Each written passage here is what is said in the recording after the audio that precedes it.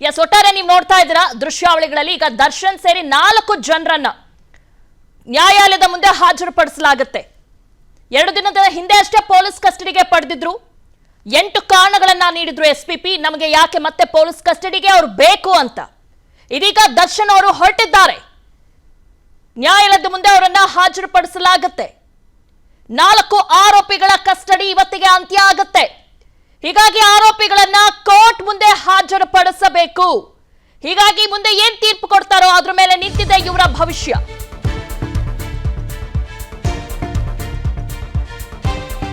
ಅನ್ನಪೂರ್ಣೇಶ್ವರ ನಗರ ಠಾಣೆಯಿಂದ ಇದೀಗ ಪೊಲೀಸರು ಹೊರಟಿದ್ದಾರೆ. ದರ್ಶನ್ ಸೇರಿ 4 ಆರೋಪಿಗಳು ಕೂಡ ಕೋರ್ಟ್ನತ್ತ ಹೊರಟಿದ್ದಾರೆ. ಕೆಲವೇ ಕ್ಷಣಗಳಲ್ಲಿ ನ್ಯಾಯಾಲಯದ ಮುಂದೆ ದರ್ಶನ್ ಮತ್ತು 4 ಜನ ಆರೋಪಿಗಳನ್ನ ಹಾಜರುಪಡಿಸಲಾಗುತ್ತೆ. ಈಗಾಗಲೇ ಪೊಲೀಸ್ ಅವರನ್ನ ಕರೆದುಕೊಂಡು ಹೊರಟಿದ್ದಾರೆ ಅನ್ನಪೂರ್ಣೇಶ್ವರ ನಗರ ಠಾಣೆಯಿಂದ. ಈ 4 ಜನರನ್ನ ಪೊಲೀಸ್ ಕಸ್ಟಡಿಗೆ ಪಡೆದಿದ್ರು 8 ಕಾರಣಗಳನ್ನ ನೀಡಿ. ಯಾಕಂದ್ರೆ ಕೆಲವೊಂದು ವಿಚಾರಣೆ ಮಾಡಬೇಕಾಗಿತ್ತು. ಹೀಗಾಗಿ ಅವರನ್ನ ಕಸ್ಟಡಿಗೆ ಪಡೆದಿದ್ರು. ಈ 4 ಜನರನ್ನ ಕೂಡ ಪ್ರಮುಖ ಆರೋಪಿಗಳು ಈ ಪ್ರಕರಣಕ್ಕೆ ಸಂಬಂಧಪಟ್ಟಂತೆ ಒಂದು ಹಣದ ಮೂಲ ಪತ್ತೆ ಹಚ್ಚಬೇಕಾಗಿತ್ತು. ಆ 40 ಲಕ್ಷ ರೂಪಾಯಿ ಹಣ ಹೇಗೆ ಬಂತು, ಎಲ್ಲಿಂದ ಬಂತು, ಯಾರು ಕೊಟ್ಟರು, ಏನು ಎಂಬುದ್ರ ಬಗ್ಗೆ ಎಲ್ಲೂ ಕೂಡ ದರ್ಶನ್ ಆಗ್ಲಿ ಆ 4 ಜನ ಆರೋಪಿಗಳು ಬಾಯ್ ಬಿಟ್ಟಿರಲಿಲ್ಲ. ಹೀಗಾಗಿ ನಮಗೆ ಹೆಚ್ಚಿನ ವಿಚಾರಣೆ ಮಾಡಬೇಕು ಅಂತ ಪೊಲೀಸ್ ಕಸ್ಟಡಿಗೆ ಪಡೆದಿದ್ರು. ಇವತ್ತು ಅವರ ಕಸ್ಟಡಿ ಅಂತ್ಯ ಆಗಿದೆ. ನ್ಯಾಯಾಲಯದ ಮುಂದೆ ಹಾಜರುಪಡಿಸಲಾಗುತ್ತೆ. ಹಾಗಿದ್ರೆ ದರ್ಶನ್ಗೆ ಜೈಲು ಫಿಕ್ಸ್. ಕೆಲವೇ ಕ್ಷಣಗಳಲ್ಲಿ ಅದಕ್ಕೆ ಉತ್ತರ ಗೊತ್ತಾಗುತ್ತೆ. ಬೇಕಾಗಿರುವಂತ ರೀಸನ್ಸ್ಗೆ ಎಲ್ಲ ವಿಚಾರಣೆ ಮಾಡಿದ್ದಾರೆ, ಹೆಚ್ಚಿನ ವಿಚಾರಣೆ ಮಾಡಿದ್ದಾರೆ. ಅವರಿಂದ ಉತ್ತರವನ್ನ ಕೂಡ ಪೊಲೀಸರು ಬರೆದಿದ್ದಾರೆ. ಈಗ ಆ 4 ಜನರನ್ನ ಕೋರ್ಟ್ ಮುಂದೆ ಹಾಜರುಪಡಿಸ್ತಾರೆ. ಕೆಲವೇ ಕ್ಷಣಗಳಲ್ಲಿ ನ್ಯಾಯಾಲಯದ ಮುಂದೆ ಹಾಜರುಪಡಿಸಲಾಗುತ್ತೆ. ಬೆಂಗಳೂರಿನ 24ನೇ ಸಿಎಂಎಂ ನ್ಯಾಯಾಲಯಕ್ಕೆ ಅವರನ್ನ ಹಾಜರುಪಡಿಸಲಾಗುತ್ತೆ.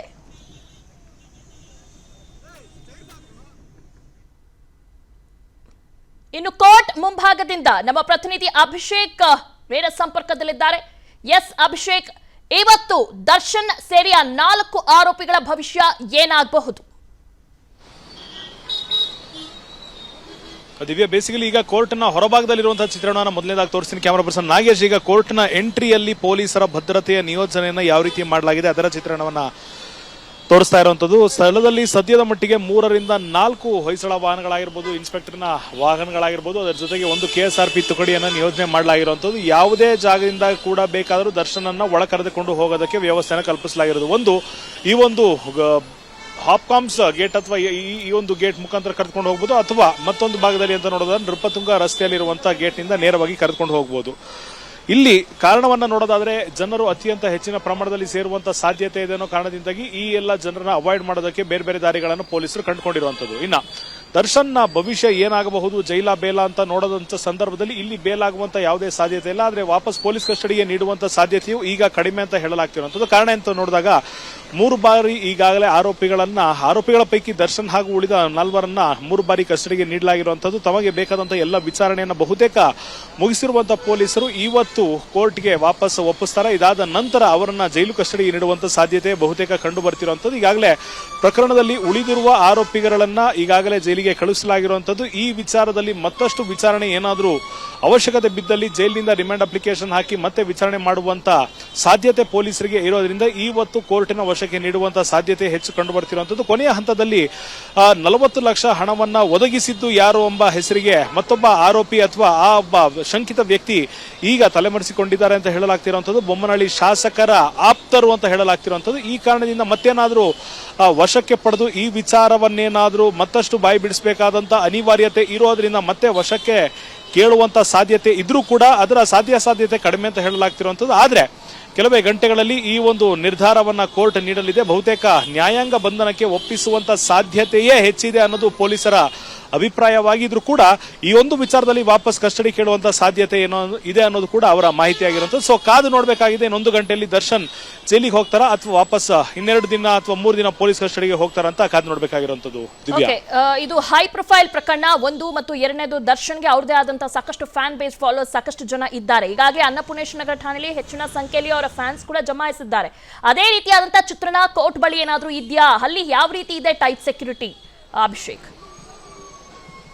ದಿವ್ಯ, ಬೇಸಿಕಲಿ ಇಲ್ಲಿ 4 ರಿಂದ 5 ಜನ ಇನ್ಸ್ಪೆಕ್ಟರ್ಗಳು ಈಗ ಆಗಮಿಸಿರುವಂತದ್ದು. ಈಗಾಗಲೇ 4 ಜನ ಇನ್ಸ್ಪೆಕ್ಟರ್ಗಳು ಇಲ್ಲಿದ್ರು. KSRP ತಿಕುಡಿ ಇರುವಂತದ್ದು ದರ್ಶನ್ ಸಾಗುವ ಮಾರ್ಗದಲ್ಲಿ ಅಥವಾ ಆತನನ್ನ ಕರೆದುಕೊಂಡು ಹೋಗುವ ವಾಹನ ಸಾಗುವ ಕೋರ್ಟ್ನ ಒಳ ಮಾರ್ಗದಲ್ಲಿ ಈಗಾಗಲೇ ಮಫ್ತಿಯಲ್ಲಿ ಪೊಲೀಸರು ಇರುವಂತದ್ದು, ಕ್ರೈಮ್ ನಲ್ಲಿ ಇರುವಂತಹ ಒಂದಿಷ್ಟು ಜನ ಪೊಲೀಸ್ ಇರಬಹುದು, ಲಾ ಅಂಡ್ ಆರ್ಡರ್ ಇರಬಹುದು. ಅದರ ಜೊತೆಗೆ KSRP ಪೊಲೀಸರನ್ನ ಕೂಡ ನಿಯೋಜನೆ ಮಾಡಲಾಗಿದೆ. ಯಾಕೆಂದ್ರೆ ಅತ್ಯಂತ ಹೆಚ್ಚಿನ ಜನಸಂದಣಿ ಆಗುವಂತ ಸಾಧ್ಯತೆ ಇದೆ. ವಕೀಲರು ಮಾತ್ರವಲ್ಲದೆ ಕೋರ್ಟ್ನಲ್ಲಿ ಕೇಸನ್ನ ಅಟೆಂಡ್ ಮಾಡಲಿಕ್ಕೆ ಬಂದಿರೋರು ಕೂಡ ಒಂದಿಷ್ಟು ವಿಡಿಯೋನ ಮಾಡ್ಕೊಬೇಕು ಅಂತ ಕುತೂಹಲದಿಂದ ಕಾಯ್ತಿರ್ತಾರೆ. ಈ ಒಂದು ಕಾರಣದಿಂದಾಗಿ ರೋಪ್ನ ವ್ಯವಸ್ಥೆ ಮಾಡಿಕೊಳ್ಳಲಾಗಿದೆ, ಜನ ದರ್ಶನ್ ಬಳಿ ಓಡ್ ಬರದೇ ಇರೋ ರೀತಿ ನೋಡ್ಕೊಳ್ಳೋದಕ್ಕೆ. ಅದರ ಜೊತೆಗೆ ಮುಫ್ತಿಯಲ್ಲೂ ಕೂಡ ಪೊಲೀಸರನ್ನ ನಿಯೋಜನೆ ಮಾಡಲಾಗಿರುವಂತದ್ದು. ಕಾರಣ ಯಾರು ಕೂಡ ತಳ್ಳಾಟ ಮಾಡಬಾರ್ದು ಅಥವಾ ಆತನನ್ನ ಮುಟ್ಟುವಂತ ಅಥವಾ ಜೈಕಾರ ಹಾಕುವಂತ ಪ್ರಯತ್ನ ನಡೀಬಹುದು ಅಂತ ಇದರಲ್ಲೂ ಕೂಡ ಮುತುವರ್ಜಿ ವಹಿಸಿರುವಂತದ್ದು. ಇವತ್ತು ಸದ್ಯದ ಮಟ್ಟಿಗೆ ಇನ್ನ ಇಲ್ಲಿ ಜನರು ಸೇರುವಂತ ನಿರೀಕ್ಷೆ ಕಡಿಮೆ ಇರುವಂತದ್ದು ಶನಿವಾರವಾಗಿರೋದ್ರಿಂದ. ಆದ್ರೆ ಇನ್ನೇನು ದರ್ಶನ್ ಹೊರಟಿದ್ದಾರೆ ಅನ್ನೋ ಒಂದು ಸುದ್ದಿ ಮಾಧ್ಯಮಗಳಲ್ಲಿ ವರದಿ ಆಗ್ತಿದ್ದಂತೆ ಇಲ್ಲಿ ಕೋರ್ಟ್ನ ಒಳಗಡೆ ಬರುವಂತ ಜನರ ಸಂಖ್ಯೆ ಕಳೆದ ಬಾರಿಯಂತೆ ಹೆಚ್ಚಾಗುತ್ತೆ. ಅದಾದ ನಂತರ